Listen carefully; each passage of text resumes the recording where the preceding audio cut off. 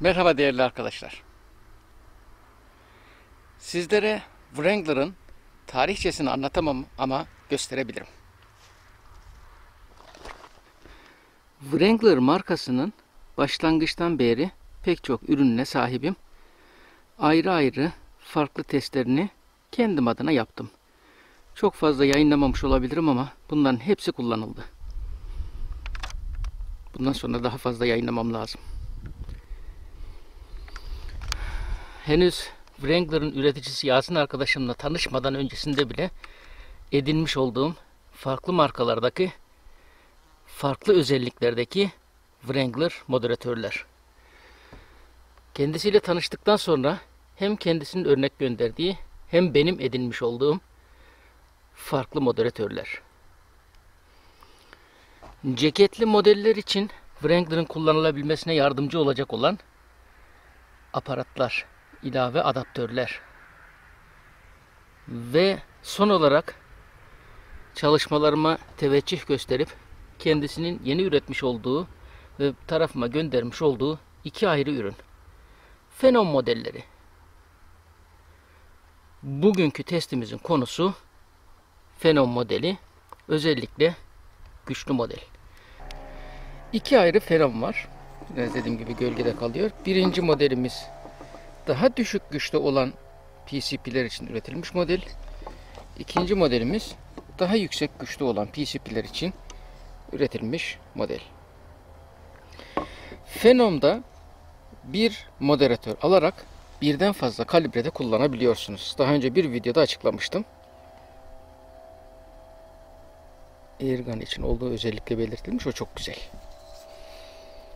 Örneğin şu anda bunda takılı uçla 177 ve 22 yani 4,5 ve 5,5 mm kullanabilirken yanında gelen, şöyle yapmaya çalışayım, ekstra bir aparatla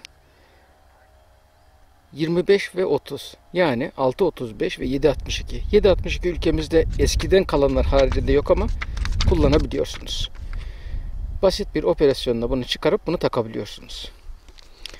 İlave olarak Phenom modeli moderatörü taktınız ama biraz daha fazla ses azaltma istediğinizde bu ilave odacıklardan alabiliyorsunuz. 1, 2 kaç tane isterseniz. Örneğin kapalı alanda bir poligon tarzı yerde atış yapmak istediniz veya açık alandasınız ama mümkün olduğunca az sesle daha keyifli atış yapmak istediniz. Bu şekilde ilave odacıklarla ses kesme özelliğini arttırabiliyorsunuz. İlave odacıkları ayrı ayrı satın almanız gerekir. İçindeki aparat 2 tane gelerek 4 kalibrede kullanmanızı sağlıyor zaten. Buna ekstra bir ücret yok. Benim emektar dolum ucunda göstermezsem olmaz. Halen kullanmaya devam ediyorum canavar gibi. Bu modelleri ceketli PCP'lerde ceketi sökerek takabilmiyorsunuz. Eğer ceketi sökmeden de PCP'ye takmak isterseniz yine Wrangler'ın üretmiş olduğu şu şekilde adaptörler var. Örneğin bu Herkül serisi için üretilmiş adaptör. Başta gösterdiğim bir başka adaptör yarı otomatikler için üretilmiş bir adaptör. Mesafe ölçer Hawk. Yakın mesafelerde özellikle 1 metre, 3 metre gibi mesafeleri ölçtüğüm Bosch lazer rangefinder. Birinci tüfeğimiz Herkül Bully 6.35.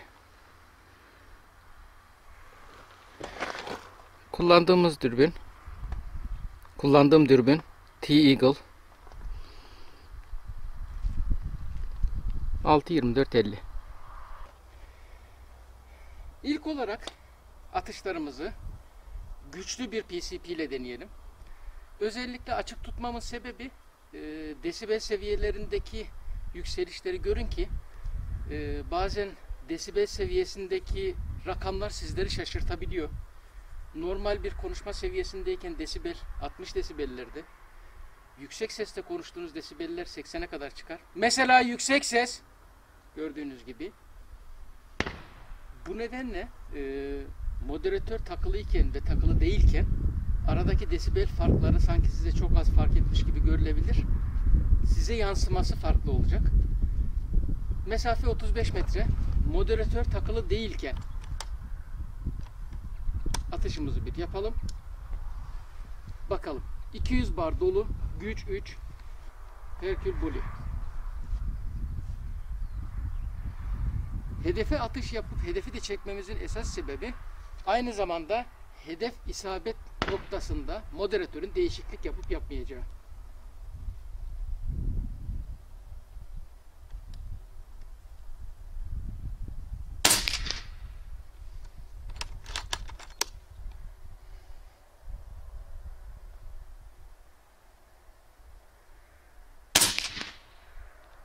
JSP 3395 MK2.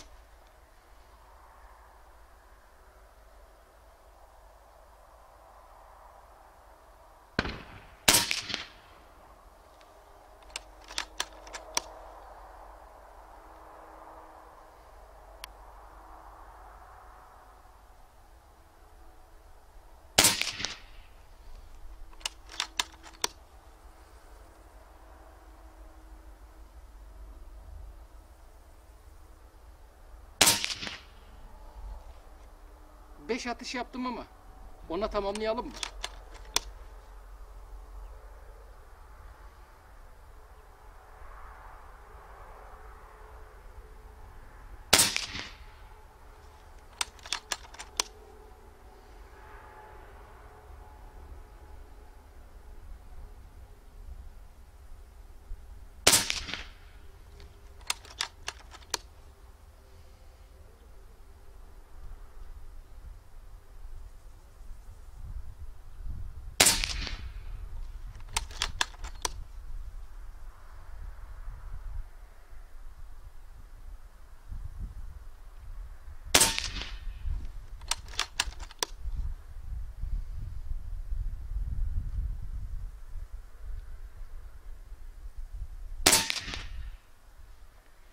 Bir tanesi azıcık kaçtı.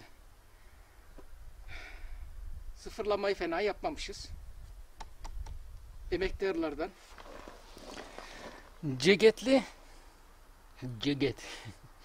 Ceketli PCP'ye moderatör takmak için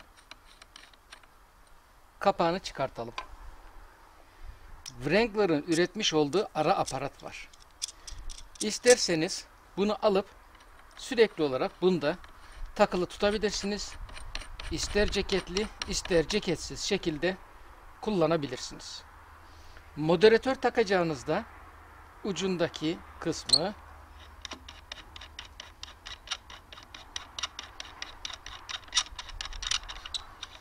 çıkardığınızda buyurun size moderatör için yer. Zaten şöyle yapayım. 25-30 olanı takmıştık kapak olarak. Moderatörü takalım.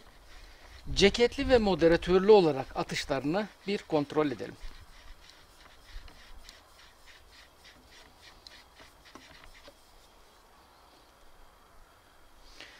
Yanıltıcı olmaması açısından PCP'yi tekrar 200 bara doldurarak atışlarımıza öyle devam edeceğim.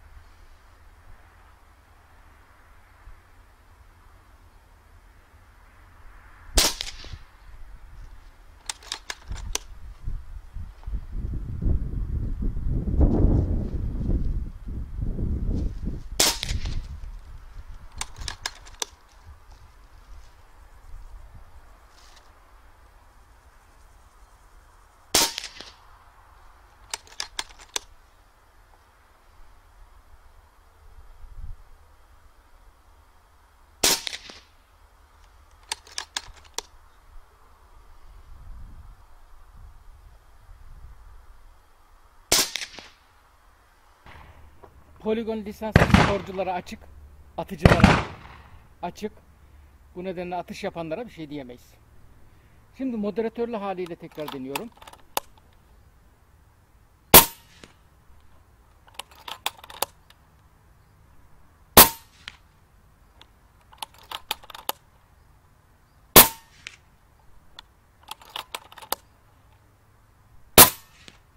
En fazla sorulardan birine yanıt almadan bu videoyu tamamlamak elbette olmaz. Moderatör namlu çıkış hızına etki ediyor mu? Öncelikle moderatörsüz olarak 200 bar dolu halde.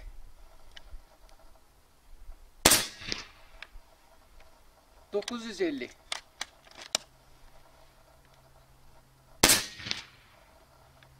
...940...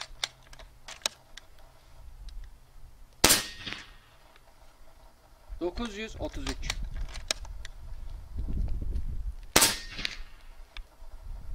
...924...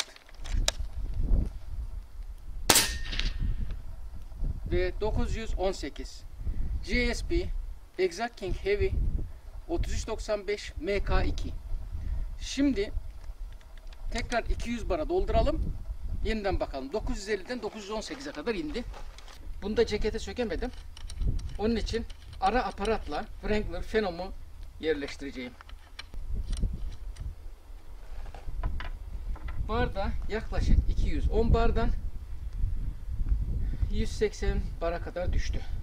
5 atışla. Güçlü PCP, hava sarfiyatı yüksek, regülatörü yok. Ama zaten bu PCP'yi alanlarda güç ve mesafe atışı için alıyorlar.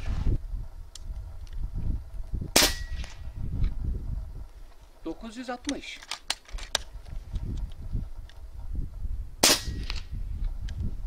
...951... ...944... ...936... ...930... ...hadi atalım, şarjör bitene kadar atalım. 930 ve 911 FPS'ye kadar şarjör sonunda kalmış oldu. Orta güçteki bir PCP ile atışları kontrol edelim. Nixon Ozark TS 35 metre ses seviyelerine bir kontrol edelim.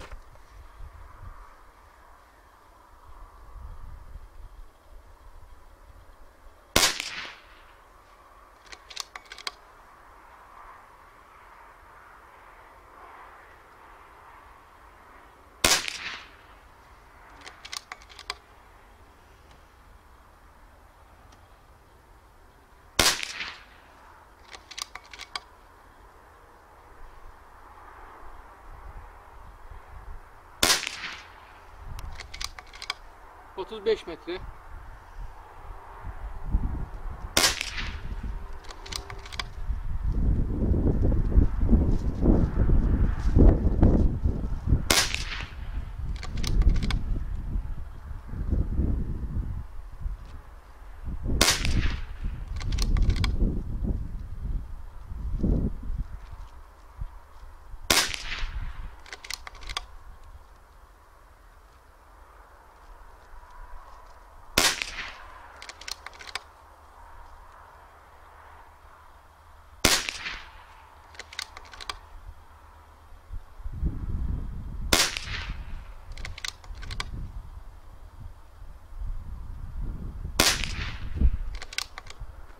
...12 atışla tamamlamış olduk.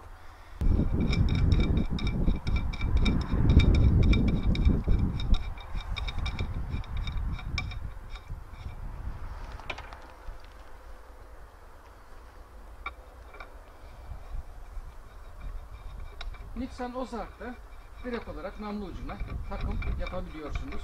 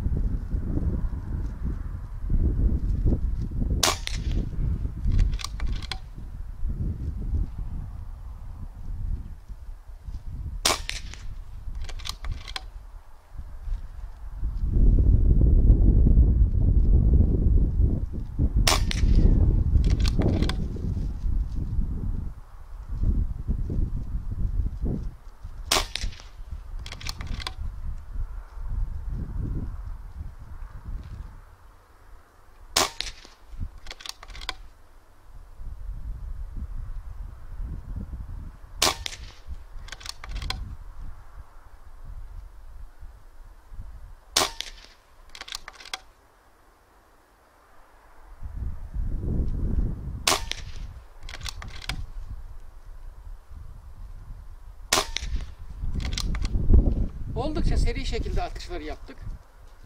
Oldukça seri şekilde atışları yaptım. Mesafe 35 metre. Yarım dut aşağıya inme söz konusu. Sesteki azalmayı net olarak görüyorsunuz. Bu arada öbürü yine gitti.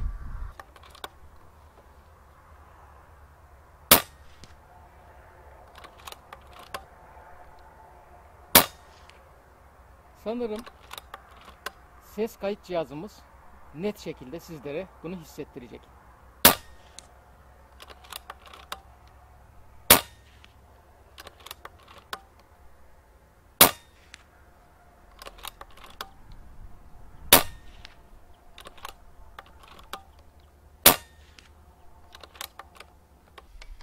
Nixon Ozark 5.5 mm JSP 18.13 grain 200 bar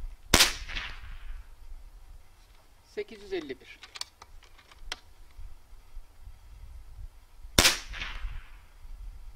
854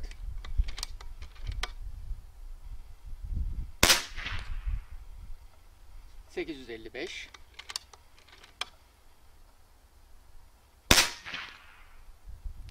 849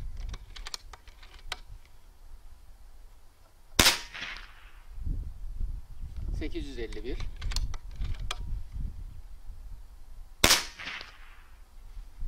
853. Gördüğünüz gibi değerler birbirine çok yakın. Burada önemli şunu vurgulamak istiyorum. Dün yapmış olduğum ölçümlerde güneş ışığının yeterli açıda olmaması kronide farklı sapmalara yol açtı. 812 821 831 ve 816. Bu tür bir kroni kullanıyorsanız gün ışığının tam olarak yansıdığından emin olmak gerekiyor. Diğer türlü Labrador'a geçecektim. Onu da getirdim.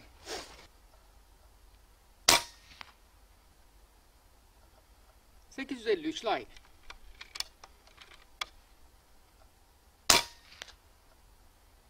...858...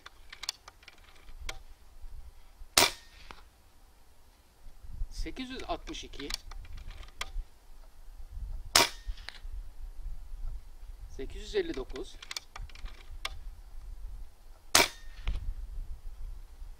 ...859... ...son atış... ...858...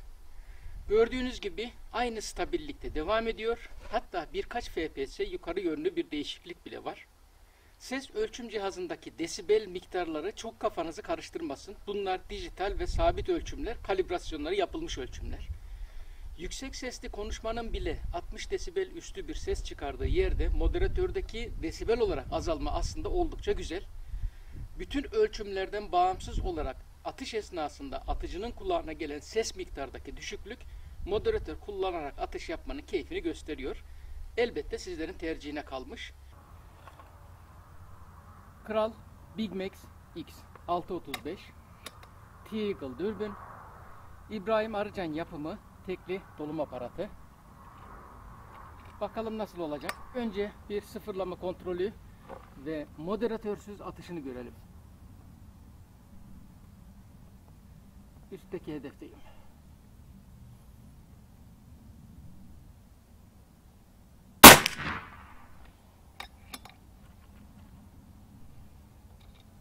PCP'yi 200 bara doldurdum. 250 bar çalışma basıncına sahip.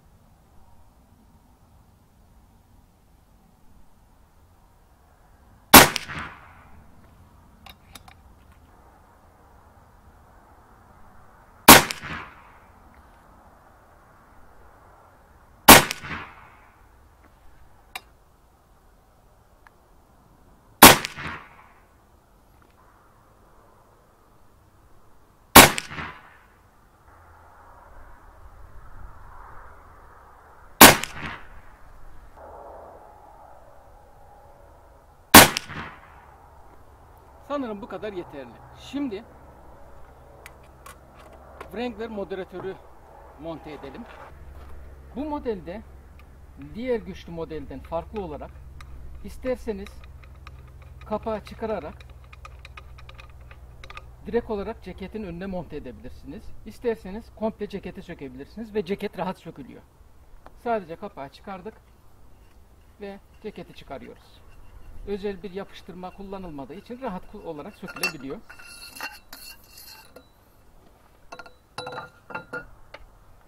Size ceketli modelde ara aparatla nasıl atışlar olduğunu göstermiştim. Bu sefer direkt olarak ceketsiz modele geçiyorum. Ceketsiz şekildeki atışlara geçiyorum. Moderatörün tam olarak oturduğundan emin olun. Boşluk kalmasın.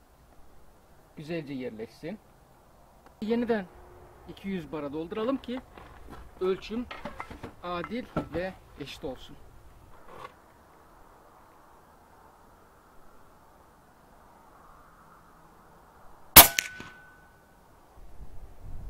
Bir buçuk tut aşağı, yarım tut kadar da sağa. Evet.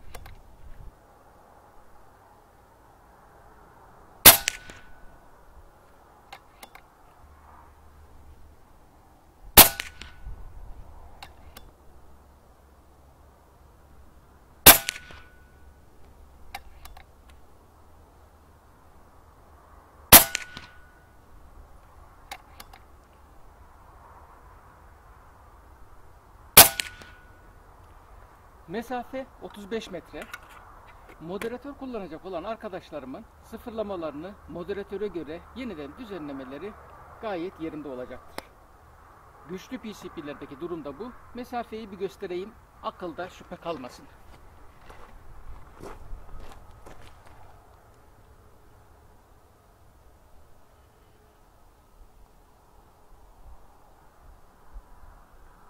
...35 metre. Buraya ben 70'te diyebilirdim. Hatta 100 falan da diyebilirdim. Ama ölçümler böyle. Big Max X.